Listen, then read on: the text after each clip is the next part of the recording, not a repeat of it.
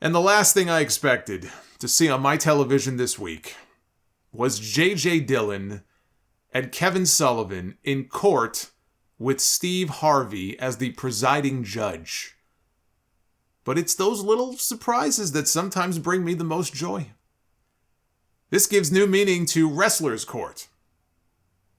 My first question was, when the fuck did Steve Harvey get his law degree? And the answer is, he didn't.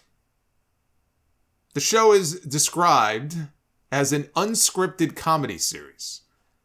ABC still has not said if any of these verdicts on the show will actually be legally binding, but according to the show's casting website, all judgments are paid by production. So as opposed to the defendant, let's say, loses the case against them, they have to pay the award directly to the plaintiff, instead, like in a real court. Instead of that, the show pays for it.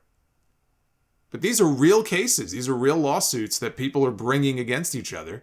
This was the case of Jim Morrison against Kevin Sullivan. So not only was I today years old when I learned that Steve Harvey was now a judge, I also had no idea that JJ Dillon's real name was Jim Morrison. That's fantastic. That is fantastic. Dillon was suing his friend of 40 years for a $7,500 loan that JJ gave to Kevin 5 years ago to buy a boat. They were at some wrestling convention together, and they were talking, and Sullivan really wanted to buy this boat. It was a $15,000 boat. He had half the money. And Dillon said, I'll give you the other half. They talked about maybe installments, and JJ was like, nope, just, you pay me back when you have the whole thing. Here you go. Here's the $7,500. I have the money. Pay me back the whole thing when you have it. Sullivan's contention is that they never agreed on a due date for him to pay the loan back. He said Dillon told him he could pay him back whenever, which led to an incredible moment where the taskmaster read from the dictionary. This was an amazing sight. You have to picture this. Here's Steve Harvey sitting as a judge before JJ Dillon and Kevin Sullivan, and the taskmaster is reading from the dictionary the definition of the word whenever. Whenever, he said, means no specific amount of time. Well, fuck me, I didn't know that. I just learned something new. I think they could shop around the new television series to all the networks. The taskmaster reads the dictionary. I'd watch that. Once JJ mentioned that they both came from the world of professional wrestling, Steve Harvey lit up like a Christmas tree.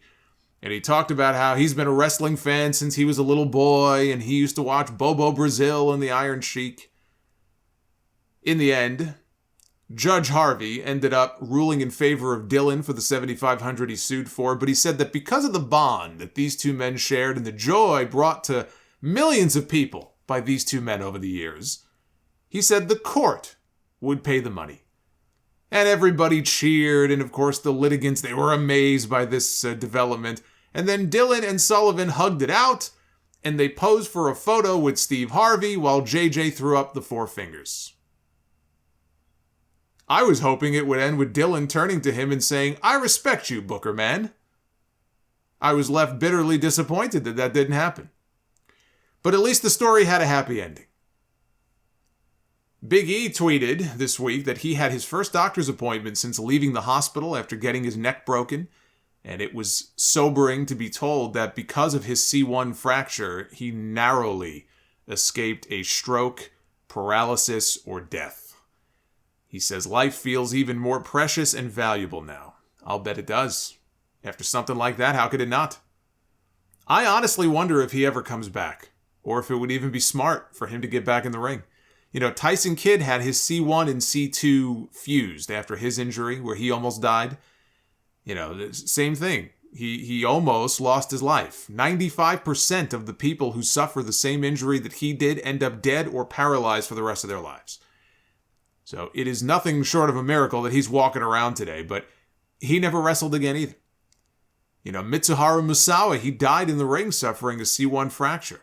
I think the way it was described with him was an internal decapitation. But that was something that, built up over a period of time. This sort of injury, you know, the C1 and all that, that's no joke. That's very, very serious. And I'm sure he's going to try to come back. He's going to use that as motivation.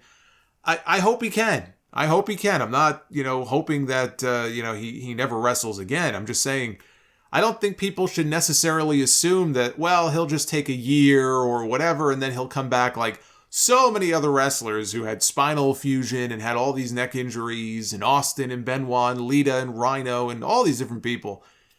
I don't know. You know, it's very different, the kind of injury that he sustained.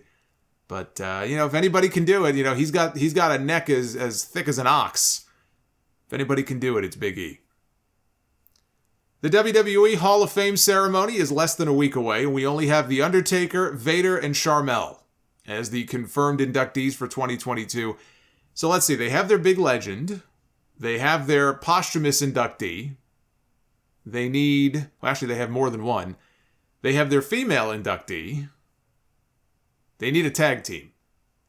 So maybe we get the announcement this week of the Steiner brothers, possibly, going into the Hall of Fame. But we did learn the name of this year's Warrior Award recipient, and I cannot think of a more deserving name than Shad Gaspard, who died 2 years ago making the ultimate sacrifice for his son. He and his son were at the beach. They were in the water. They got caught up in a strong rip current, while they were swimming. 8-foot tall waves just crashing down on them. And when the lifeguards made their way out to save him, his final words were, "Save my son." And I think he may have actually physically thrown his son at them so he can get closer. But he told them in no uncertain terms, "Save my son." And they did. Unfortunately, they couldn't save Shad. By the time they looked back, he was gone. He was washed out at sea. 39 years old. The man died a hero. He gave his own life to save that of his son, and his son, as well as his widow, are both going to be there to accept the award on his behalf. So there will not be a dry eye in the house. I'm getting all emotional right now just thinking about it. It's not going to be a dry eye in the house on Friday. That's going to be a tough one, but a well-deserved honor, and I'm very glad they're doing something special to acknowledge him.